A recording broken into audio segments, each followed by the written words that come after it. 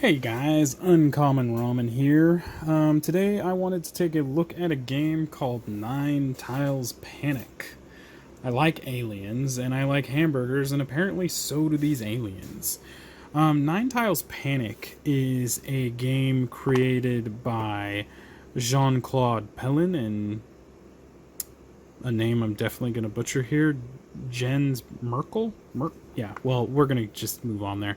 It was brought to us by Oink Games, and I want to say that Oink Games is coming up pretty quickly. They bring us a lot of games from Japan as well as other areas, but translated for the US. And there's quite a few really cool titles in there.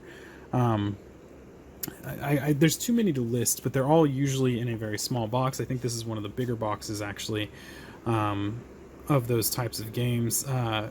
Fake Artist in New York, I believe, is one of them. There is a diving game as well. But they all are very unusual in their art styles because they kind of look like this, where it's very simplistic but kind of cool. So I wanted to take a look inside here.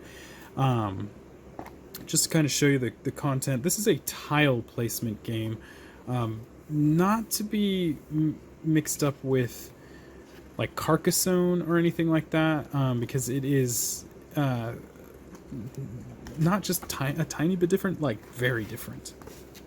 So when you just look at the rules here, essentially what's going to happen is you're going to have a deck of cards that they show specific themes that your town has to match, and each tile is going to have a group of symbols on them, like agents, aliens, hamburgers, dogs, citizens, houses, and UFOs. And these themes are going to tell you how you have to build your town with the 9 tiles that you have available.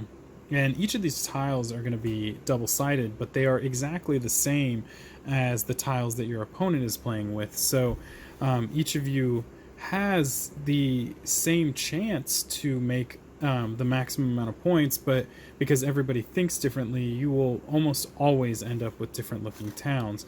This is just an example of how legal placements work. The rules for the placements are pretty simple. All tiles must be arranged in a 3x3 grid.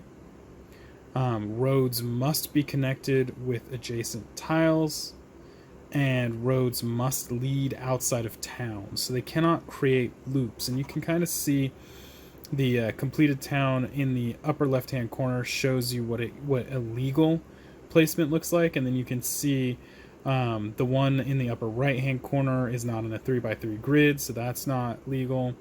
The one in the lower left-hand corner has a road that isn't connected to anything, so that specifically connected to another tile, so that is not a legal placement. And then the lower right-hand corner has a loop in it, and therefore is not legal as well. Now, you are timed when you are doing these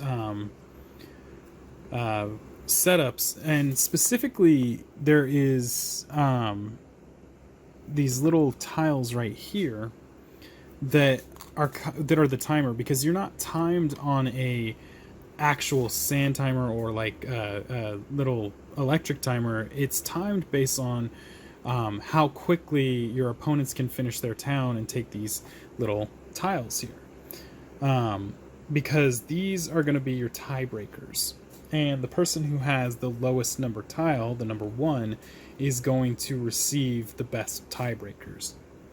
So you want to finish before everybody else. Other than that, that kind of covers... yeah, that covers it. So let's just take a look at what you get with 9 Tiles Panic by Oink Games. Right, so we got our scoreboard, which is just basically a whole bunch of hamburgers numbered 1 through 29. Your goal in a 2-player game is to reach 10 points. In a 3-player, it's 15. In a 4-player, it's 20. And in a 5-player, it is 25. As I mentioned before, we're going to have our little tiebreaker markers. And actually, I was wrong. You are timed on a sand timer. I forgot about that. So not only are you timed on a sand timer, but you have these guys here, which help you figure out tiebreakers. And it is really imperative that you get the lower of the numbers because you get better tiebreakers. So you get your little tiebreaker, or you get your little sand timer.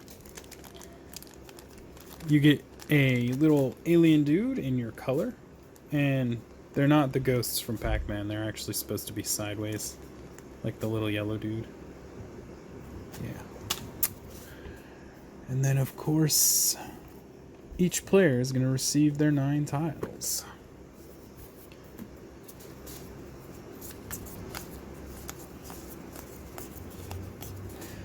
So this is just a show of what they look like, what you should expect to see. They're double-sided, as I mentioned. Got a captured alien there, which is an actual part of the game.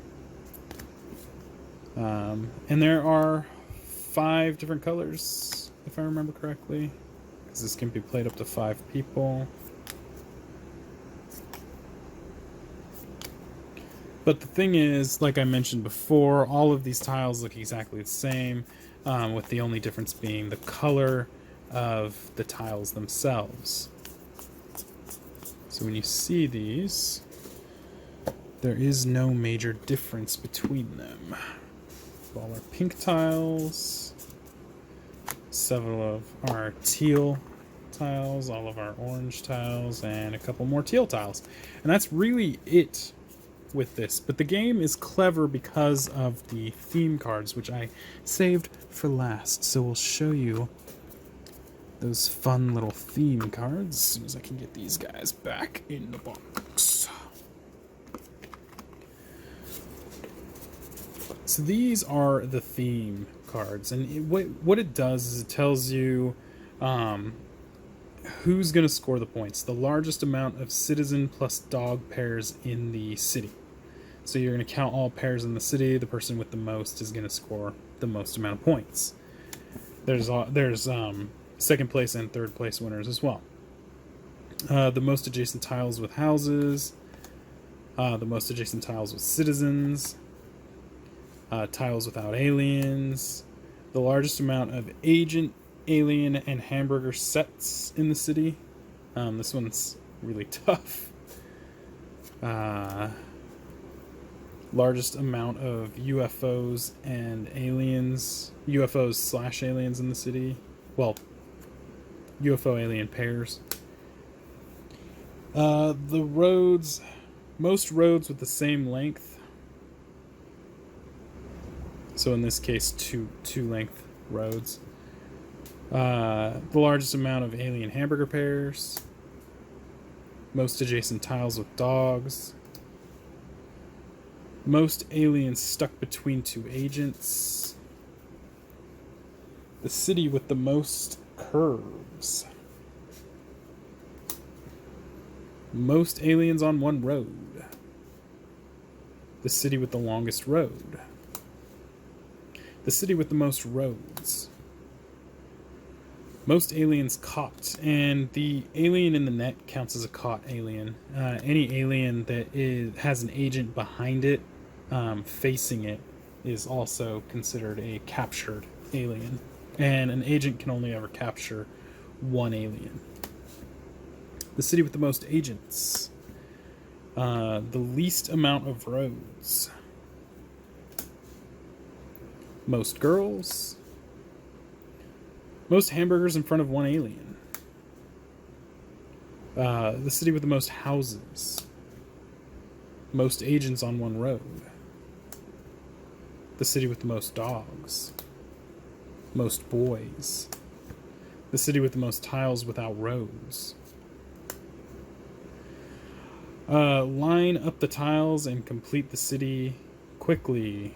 Earn points based on order completion. So essentially this is the person who gets the number 1 is going to make more points. Most aliens running towards an agent on one road. And you can see right here, I mean, that's a lot of different cards, and you only get 3 per game. So every game ends up being very different and unusual. And so even though there's only 9 tiles, it's very interesting how each game, your city will always look different. And more importantly, everybody else's city tends to almost always look very different from your city. And that is 9 Tiles Panic by Wink Games. If you liked the video, please like and subscribe, and I always enjoy reading your comments, and I will always get back to them as soon as I can, so please leave a comment below. And that's it, guys. Until next time, peace.